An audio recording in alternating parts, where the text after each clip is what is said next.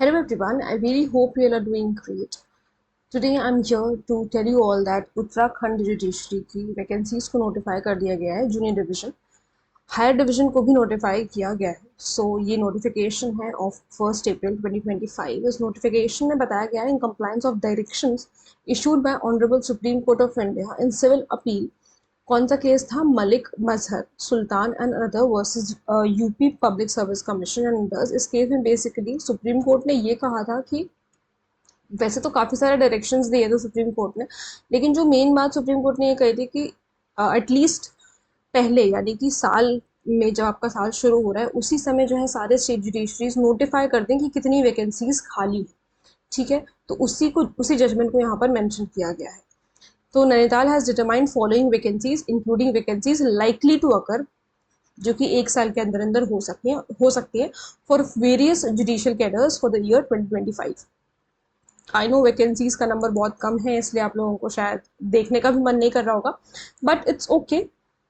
At least आपको ये पता है कि उत्तराखंड में 4 वैकेंसीज हैं आप लोगों के लिए, और आप अपनी प्रिपरेशन जारी रखिए। देखिए 3 साल वाला जो रूल है उसका अभी क्या होने वाला है क्या नहीं होने वाला है ये किसी को नहीं पता है।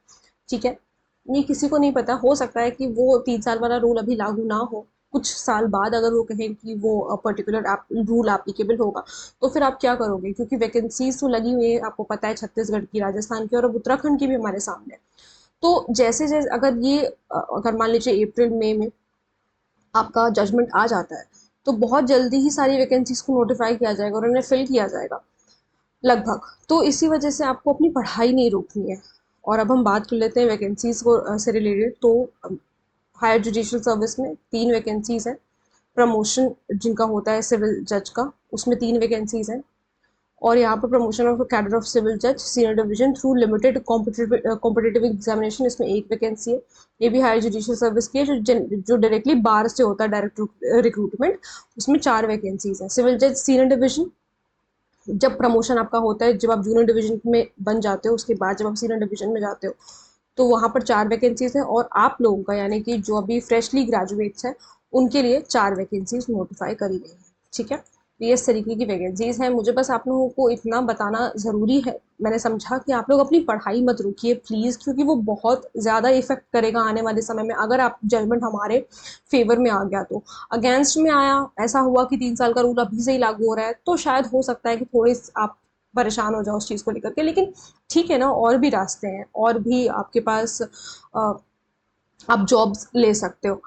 लेकिन अब एक ही चीज़ को अपनी लाइफ को लेकर के बैठ जाना कि अरे इसमें नहीं हुआ तो कहीं नहीं होगा, आई नो थोड़ा सा डिमोटिवेशन होता है, और बोलने के लिए तो बहुत कुछ हम बोल सकते हैं, लेकिन जिसके ऊपर बीतती है उसी को समझ में आता है। But it's completely okay. अगर मान लीजिए कि हमारे अगेंस्ट भी जाता है तो मे बी कि कुछ और अच्छा होना होगा। ठीक है, तो इसमें ज़्यादा परेशान होने की ज़रूरत नहीं है। बस मैं आप लोगों से इतना ही कहना चाहूँगी कि अपनी पढ़ाई आप जारी रखिए, क्योंकि वो यहाँ पर इस समय सबसे ज़्यादा इंपॉर्टेंट है।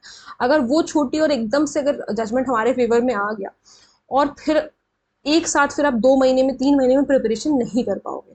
इसीलिए अपनी पढ़ाई आप कंटिन्यू रखिए। भले ही आप, जैसे पहले अगर आप 8 घंटा पढ़ रहे थे, अभी आप 6 घंटा पढ़ रहे हो, लेकिन पढ़ो। पढ़ना ज़रूरी है डेली बेसिस पर। ठीक है, तो अब मिलते हैं नेक्स्ट वीडियो पे। Thank you so much.